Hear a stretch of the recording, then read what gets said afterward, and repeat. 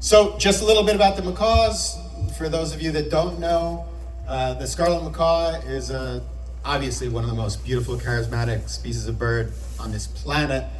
They used to live over and fly over more than 85% of this country, and now they're down to about 10 to 15%. There are a few projects around the country that have been reintroducing them. We're working with the Soprolapa that you may have heard of, who are in Tambor. We're the same project, one and the same at this point.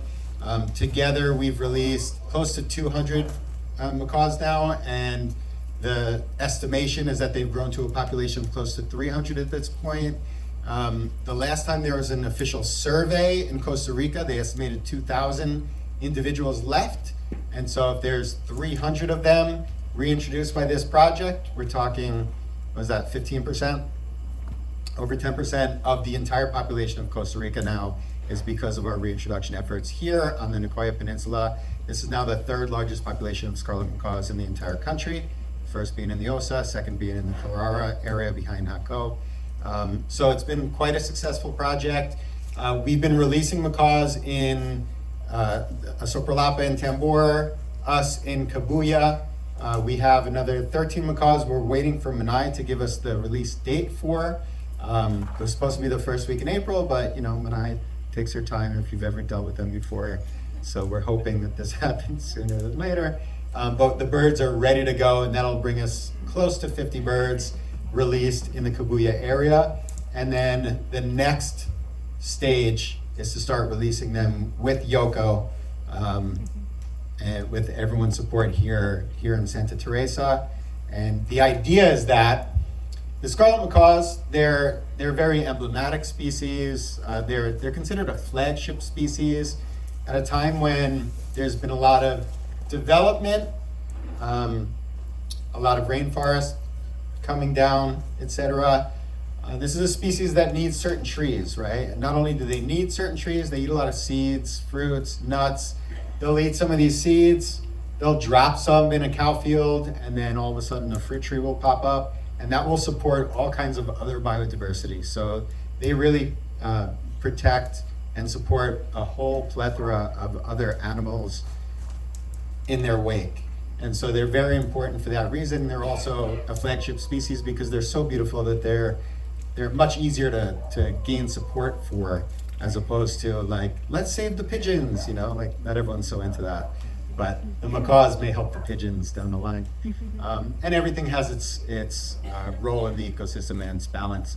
But so in this moment, what we're aiming to do is raise about $90,000. We're about $6,000 closer to that goal at this point. And with that money, we're going to be able to make a release site in Yoko South, building a large pre-release enclosure for the birds. And also this is going to cover our operating costs for an entire year in addition to that.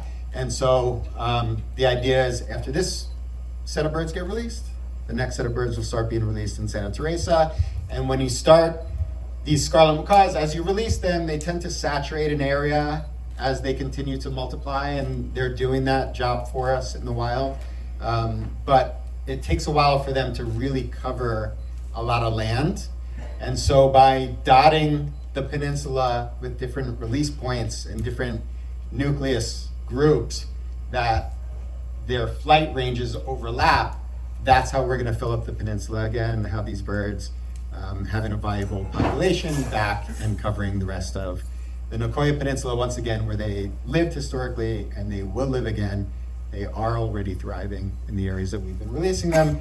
So the things that you can do to support, yes, of course, donate. If you have land around here, plant some trees. If you want to get in touch with me, I can give you a list of specific trees to plant in your property that will attract these birds once they start flying around, maybe start nesting on your property as well. In the Montezuma and Kabuya and Delicias, and now in Malpais area where they've been flying, we've been putting up artificial nesting boxes, and this is to accelerate their reproduction in the wild. These are birds that haven't lived in this area before. They're not learning from their parents as these birds normally would in the wild because they're being reintroduced to an area where they haven't existed for a long time. We need to kind of pull them along to show them what to do. And so by giving them an artificial nesting box that is identical to what they were born in, they recognize this, they start filling these boxes, they start breeding in these boxes. Eventually they start figuring out how to make their natural nesting sites. We at this point have put up almost all of the permitted by Menai nesting boxes possible up until this point in the project. And once we start releasing in Santa Teresa, we expect to get a whole bunch more permits to put up nesting boxes in this area. And so if you're a property owner on the side and you're interested in having scarlet macaws breeding on your property, you can get in touch with us about that too. That's the gist of it. I can take a couple questions if you want, and then we'll get back to the music, because I don't want to just talk your guys' ear off. So, any burning questions, Bruce? So you're breeding over in Kabuya. Yeah. So you won't be breeding here. You've got like a temporary transitional space here. Right. Is it bringing old space because that you're breeding there to this space and then increase them here? And they'll sort of feel familiar with this space because they've been kind of in a cage stakes, sort of giving them acclimation before you release them.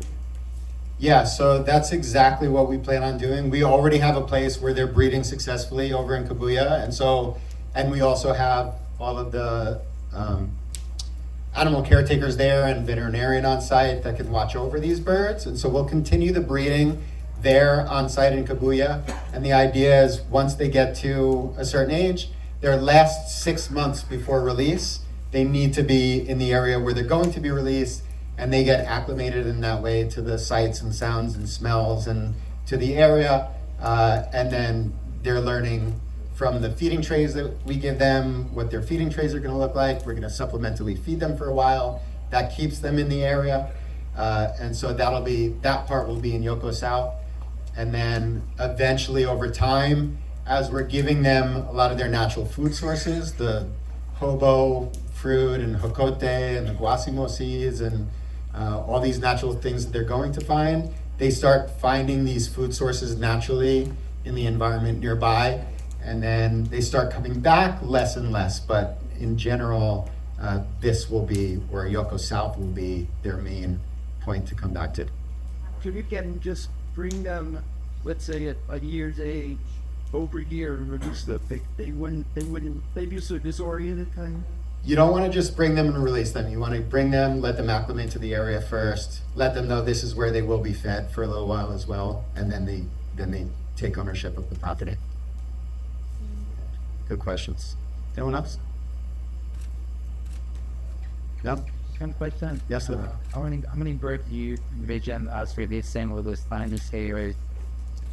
Well, that's the first year of the project, and the idea is on average to release 10 birds per year for at least 5 years. So we want to release 50 over here, we'll have 50 in Kabuya, and those 100 should be the basis of a viable population. At that point, we can reassess if we want to continue or not. But the idea is at least 50. What's that? Yes. All right, thank you guys so much. Please donate and have a great time.